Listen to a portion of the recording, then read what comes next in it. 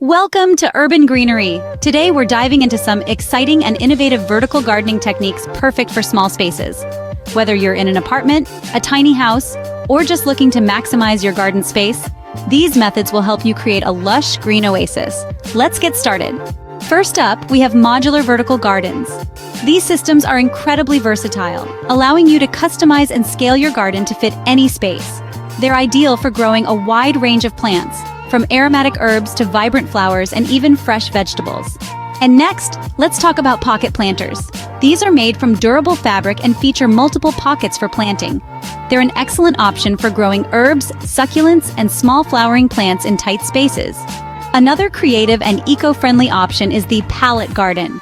This DIY project allows you to recycle old wooden pallets and transform them into vertical garden structures. It's a fantastic way to upcycle materials and create a unique garden space. For those looking to maximize their planting space, tower gardens are an excellent choice. These vertical structures allow you to grow a large number of plants in a compact area, making them ideal for small patios, balconies, or even indoor spaces.